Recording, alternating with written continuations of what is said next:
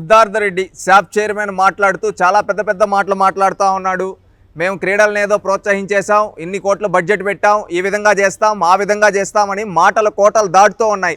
ఎక్కడ కానీ మేము చేస్తాం అంటున్నాడు కానీ మేము చేశాము అని చెప్పాలా. ఈ 5 ఏళ్లలో మీ ప్రభుత్వం ఎంతమంది క్రీడాకారులను తయారు చేసిందయ్యా? ఇప్పుడు ఏదో ఎలక్షన్లు వచ్చాయి, ఇప్పుడు ఏదో ఆడుదాం ఆంధ్ర అని పెట్టి మేము ఆడేస్తున్నాం ఆడిపిచ్చేస్తున్నాం అంటున్నారు. మీరు ఈ 5 ఏళ్లుగా ప్రజల జీవితాలతో ఆడుకున్నారు. ఈ రోజు నువ్వు యువతకి ఏదో క్రీడలు ప్రోత్సహించేస్తా అన్నావు. 2019 నుంచి ఈ రోజు వరకు ఎంతమంది క్రీడాకారులను తయారు చేశారు? నేషనల్ గేమ్స్కి ఎంతమంది వెళ్ళారు? స్టేట్లో ఎన్ని టైప్ ఆఫ్ గేమ్స్ ప్రొవైడ్ చేశారు, కండక్ట్ చేశారు? అదేవిధంగా ఇంటర్నేషనల్ లెవెల్కి ఎంతమంది వెళ్ళారు? ఏ అకాడమీల ద్వారా ట్రైనింగ్ ఇచ్చారు? ఈ రోజు నువ్వు చెప్తున్నావు ఆంధ్రప్రదేశ్ క్రికెట్ అసోసియేషన్ నుంచి ట్రైనింగ్ ఇస్తాం, ప్రో కబడ్డీ నుంచి లీగ్ ట్రైనింగ్ ఇస్తాం, బ్యాడ్మింటన్ అకాడమీల నుంచి అని. ఈ విధంగా ఏ అకాడమీ నుంచి ఈ 5 ఏళ్లలో చేస్తామని చెప్తున్నావు కానీ చేశామని చెప్పుకోలేకపోతున్నావు. అంటే నువ్వే ఒప్పుకుంటున్నావు మా ప్రభుత్వంలో ఈ 5 ఏళ్లలో ఏం చేయలేదు, భవిష్యత్తులో చేస్తామని. ఈ ఓట్ల రాజకీయం కోసం మాత్రమే ఈ ఆడుదాం ఆంధ్ర అని నువ్వు చెప్తూ ఉన్నావు.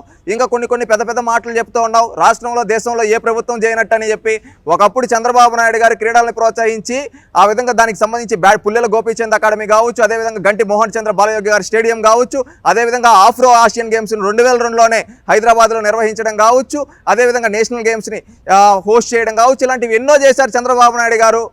తన లాస్ట్ టైం కూడా ఆంధ్రప్రదేశ్లో విభజిత ఆంధ్రప్రదేశ్లో మంగళగిరిలో క్రికెట్ స్టేడియం కట్టించడం కావచ్చు, ప్రతి కాన్స్టిట్యున్సీలో అవుట్డోర్ ఇండోర్ స్టేడియంలు కట్టించడం కావచ్చు, ఇవన్నీ చేశారు. మీరు వచ్చిన తర్వాత ఏం చేశారు? మంగళగిరిలో క్రికెట్ స్టేడియము 80% పూర్తయితే 20% పూర్తి చేయలేకపోయారు ఈ 5 ఏళ్లలో. ఇది మీరు చేసింది క్రీడలకి. మళ్ళీ ఏదో మేము క్రీడాకారులను ప్రోత్సహిస్తూ ఉంటారు. నీ శాఖలో నీ శాప్లో ఆడబిడ్డల పైన లైంగిక వేధింపులు జరిగితే కనీసం చర్యలు తీసుకోలేదు. నువ్వు ఈరోజు మాట్లాడుతూ ఉన్నావు కదా సిద్ధార్థ, ఒకటి చెప్పేది ఏంటంటే నీకు క్లారిటీగా చేస్తే చేసామని చెప్పు, చేయలేకపోతే చేయలేదని చెప్పు. ఇన్ని జరిగాయి, వీటన్నిటిలో నువ్వు ఒక్కటి కూడా కరెక్ట్గా మాట్లాడలేవు. చేస్తాం అంటున్నావు అంటే నువ్వే ఒప్పుకున్నావు మీ జగన్మోహన్ రెడ్డి ఫెయిల్యూర్ అని.